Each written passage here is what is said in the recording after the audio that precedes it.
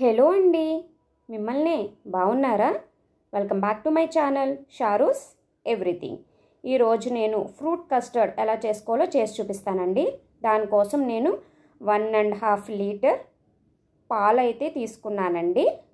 ఈ పాలల్లోంచి ఒక 2 గరిటెలు నేను కస్టర్డ్ పౌడర్ని మిక్స్ చేసుకోవడానికి యూజ్ చేస్తున్నాను అనమాట. దానికోసం 3 స్పూన్లు కస్టర్డ్ పౌడర్ని తీసుకున్నానండి.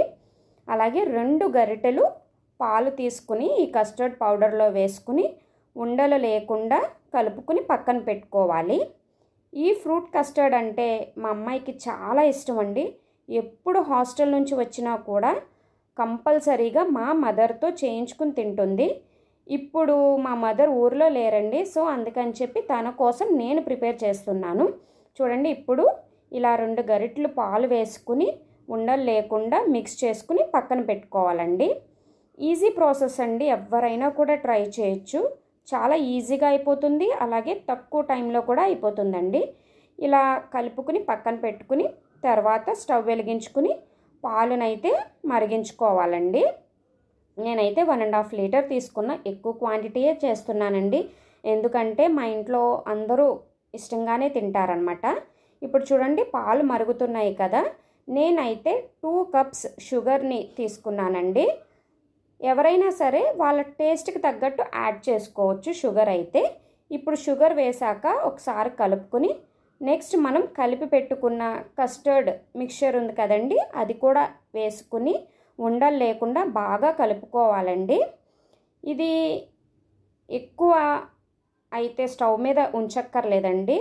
ఒక 2 మినిట్స్ మరిగించుకుంటే సరిపోతుంది. కస్టర్డ్ మిక్చర్ వేశాక ఎక్కువసేపు ఉంచుకుంటే ఏమవుతుంది అంటే గట్టిగా అయిపోతుందండి, చిక్కగా అయిపోతుంది అనమాట. అందుకు ఒక 2 మినిట్స్ మిక్చర్ వేశాక ఉంచుకుంటే సరిపోతుంది. తర్వాత స్టవ్ ఆఫ్ చేసేసి ఒక పక్కన పెట్టేసుకోవాలి.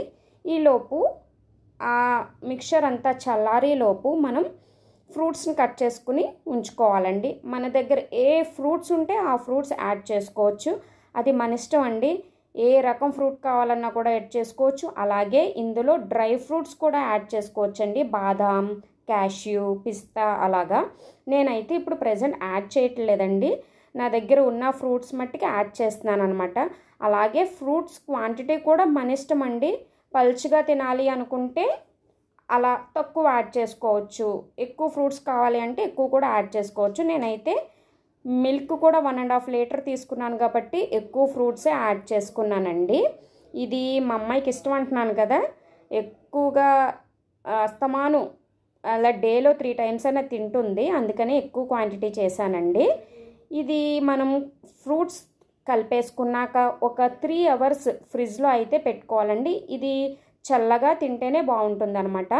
సో నేనైతే ఒక 3 to 4 అవర్స్ ఫ్రిడ్జ్లో ఉంచుకున్నాను. తర్వాత ఇలా బౌల్లోకి తీసుకుని సర్వ్ చేసుకుని తింటే యమ్మీ యమ్మీ ఫ్రూట్ కస్టర్డ్ సూపర్ ఉంటుందండి. అలాగే మనం దీంట్లో ఐస్ క్రీమ్ని యాడ్ చేసుకుని కూడా తినొచ్చండి. అలా కూడా చాలా బాగుంటుంది అనమాట. ఏ ఫ్లేవర్ ఐస్ క్రీమ్ అయినా కూడా బాగుంటుంది. ఎవరైనా ఐస్ క్రీమ్తో ట్రై చేయకపోతే ట్రై చేయండి ఒక్కసారి, అలా కూడా బాగుంటుంది. మీకు నా వీడియో నచ్చితే లైక్ చేయండి, సబ్స్క్రైబ్ చేయండి, అలాగే షేర్ చేయండి. చూస్తున్నారు కదా, ఒక బౌల్ వచ్చేసి ఐస్ క్రీమ్ని యాడ్ చేశాను, ఒక బౌల్ వచ్చేసి ఓన్లీ ఫ్రూట్స్తో అనమాట. నచ్చితే లైక్ చేయండి, సబ్స్క్రైబ్ చేయండి.